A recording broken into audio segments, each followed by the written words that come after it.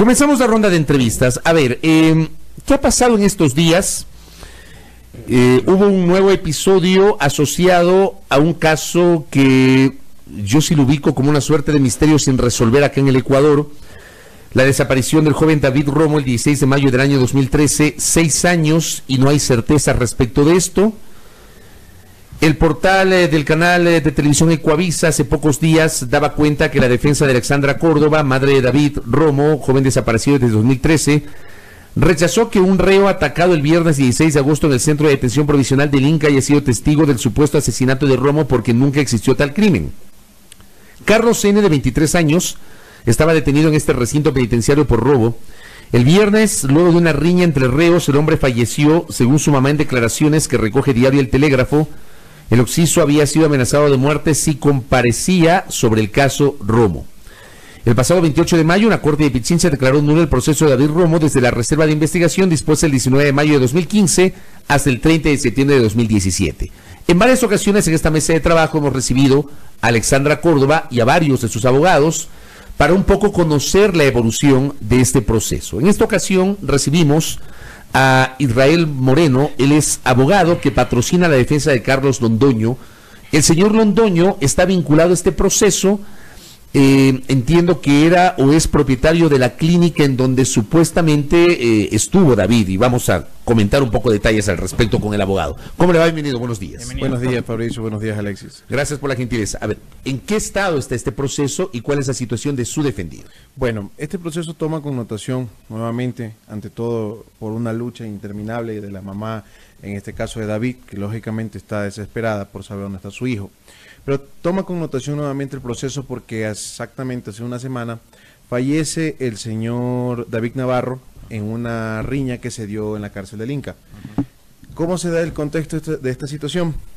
Supuestamente, ahora quieren manejar una teoría de conspiración de que nosotros tenemos que ver algo con relación a esa muerte, que las coincidencias no existen, X, Y, Z. ¿Y qué sucede aquí? Lo que no se dice es que la muerte de David Navarro no es el testigo vital del caso, no es que perjudica a la defensa del señor Carlos Londoño, todo lo contrario. Cuando estábamos en la audiencia de juzgamiento, este señor fue el que confesó que a él lo torturaron, que le pusieron corriente, que le pagaron para que maneje la teoría de que supuestamente David Romo estuvo en la clínica. Pero, no había esperanza. ¿Pero quién es el señor David Navarro que ha sido asesinado? David Navarro era un interno de la clínica. Ya. Él da una versión cuando inicia el proceso, el día que realizaron el allanamiento, supuestamente que iban a buscar a David Romo y que no encontraron a nadie, lógicamente.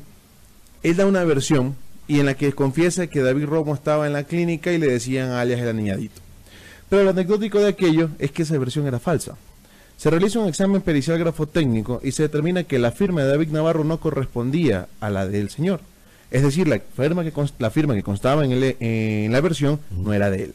En resumen, esa información era falsa. Entonces, eso es lo que sucede y en sí nos causa sorpresa lo que días anteriores manifestó el abogado ante medios, indicando de que supuestamente David Navarro era un testigo vital porque él ubicaba a David Romo en la clínica, y eso es falso. Pero, a ver, si era testigo y él estaba en la clínica, ¿por qué estaba detenido? Por un tema independiente. Ya, él no tenía nada que ver la situación del caso. O sea, digamos, es una coincidencia. Exactamente. El hombre estaba detenido. Estaba detenido en la cárcel del Inca por un tema totalmente Pero independiente. resulta que ha estado, supuestamente es un testigo claro. Exactamente. Pero esa es una teoría de conspiración que se quería manejar estrictamente. ¿Por qué? Quieren vender otra vez la historia de que David Romo sí llegó a la clínica cuando ya la justicia determinó que eso fue falso. Y de hecho, la sentencia que fue declarada nula por parte de la Corte Provincial indicaba de que los policías habían fraguado una investigación. Y esa es la realidad. Y no puedo hablar de un sinnúmero de detalles que pasaron en el proceso, pero no sé si por la premura del tiempo les puedo indicar. De hecho, hay un testigo que supuestamente graba a mi patrocinado confesando el crimen, y ese testigo protegido, alias el cubano José Reinaldo Lázaro Pérez, fue trasladado de la cárcel de la Tacunga a la cárcel 4 como premio de su regalía de la supuesta grabación que entregó, y posterior se fugó. ¿Y con qué lo grabó? ¿Un celular? Con un celular. ¿Y usted ha visto el video? ¿Hay el video? ¿Existe ese video o no? Es una grabación que mi cliente no habla nada, es más bien él el que está tratando de inducir la información de que supuestamente mi cliente está confesando un crimen, y eso no es cierto.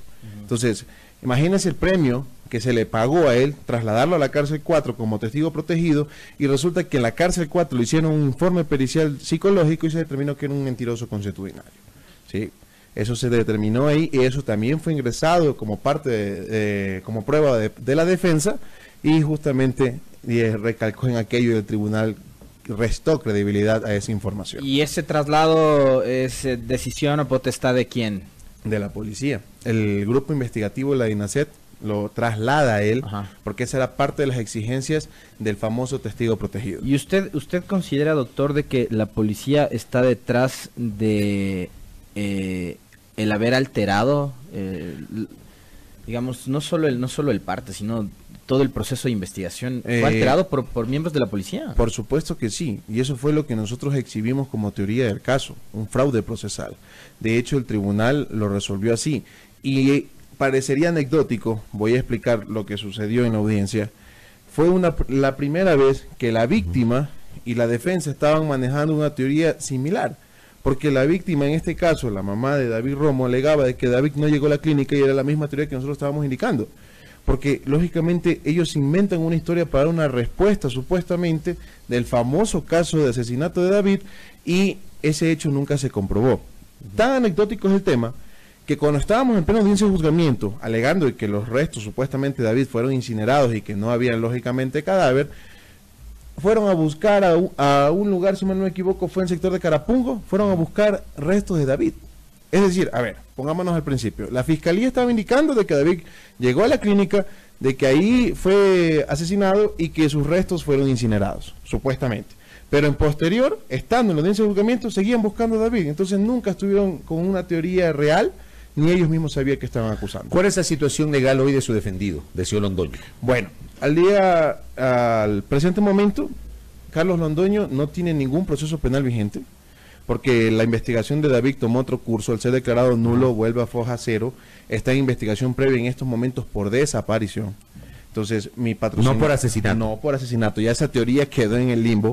Ya, eso ya no existe procesalmente hablando. Y la Corte lo ratificó así, porque la mamá de David lo que denunció fue desaparición. Y la Fiscalía fue la que cambia el curso de la investigación a asesinato, con una teoría de que supuestamente David había llegado a la clínica. Pero al día de hoy, Carlos Londoño no tiene ningún proceso, y por lo tanto no tiene ninguna responsabilidad, y su investigación y su defensa siempre va a seguir justificando que David Romo nunca llegó a la clínica. En el caso de su defendido, esa es la teoría, de que David Romo jamás llegó a la clínica. Exactamente. ¿Nunca tuvieron contacto con él? Nunca llegó. ¿Pero le conocían al menos? No, nada que ver. O sea, eso es lo que nunca entendimos, cómo se empatan en esa teoría y lo ubican del lugar donde desaparece David a la clínica que quedaba en la Rol 2. O sea, no tenía ninguna relación tiempo-espacio. No había una conexidad en ese punto. Ahora, aquí también hay una pregunta recurrente que también le hemos hecho a la señora Alexandra Córdoba. ¿David estaba así, se estaba sometiendo a algún tratamiento en esa clínica o no? No.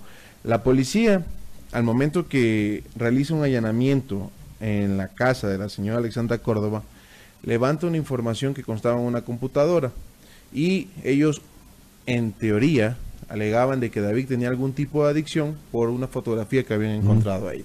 Pero realmente no había ninguna evidencia que justifique que David consumía. Pero en los registros de esa clínica no constaba de propiedad de su defendido, ahí no consta el para nombre de nada, David. Fabricio, para Porque nada. Este para es un tema importante, no es un nada. tema menor. Tú revisa... de esto se ha mencionado, porque hay que tratar de encontrar una asociación entre la desaparición de David Romo y el tema de la clínica. No, lo que pasa es que el día que realizan el allanamiento, como te explico, van a buscar supuestamente a David Romo y no encuentran a nadie. De hecho, el fiscal Fabián Salazar a esa fecha rinde unas declaraciones afuera, en los exteriores de la clínica, y dice, realizamos este allanamiento porque encontramos evidencia supuestamente de que David Romo había llegado a la clínica. Una semana posterior, el mismo fiscal general, Galo Chiriboga, a esa fecha, le tocó pedirle disculpas a Alexandra Córdoba, públicamente lo dijo, y que no encontraron evidencia que relaciona a David Romo con la clínica, y que le pedía disculpas porque tenían que continuar la investigación y la búsqueda del mismo. Para usted, doctor, ¿qué tan importante es la colaboración que deba brindar en este caso el ex ministro y actual asambleísta José Serrano? A ver, nosotros lo que podemos hablar como defensa es que todo el grupo investigativo falló, y que lógicamente eso perdió credibilidad. Yo no puedo hablar a nombre de José Serrano, pero sí puedo dar mi criterio. ¿En qué sentido? A lo mejor dentro del grupo investigativo son comandados por el ministro de Interior y viceversa, e indudablemente ellos le dan información al ministro de cómo avanza una investigación.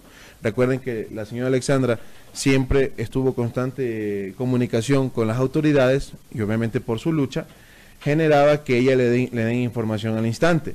Entonces el ministro, tengo entendido, se contactó con ella con el fin de personalizarse con la investigación.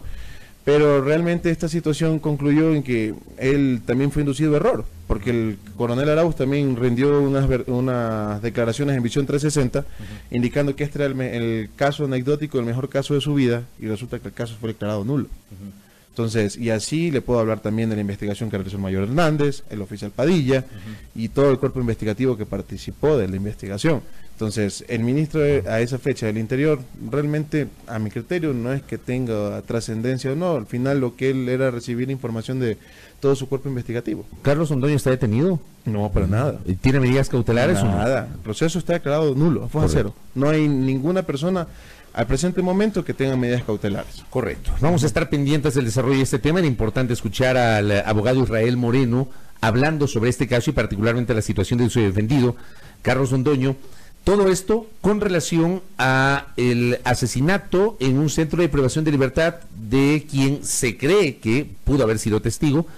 Vamos a ver cómo se desarrolla y cómo evoluciona este tema. Gracias, abogado, por la Muchas gracias, doctor, gracias, Alexis. Gracias a Israel Moreno, abogado de Carlos Londoño dentro del caso David Romo. 7 de la mañana con 4 minutos en la primera hora.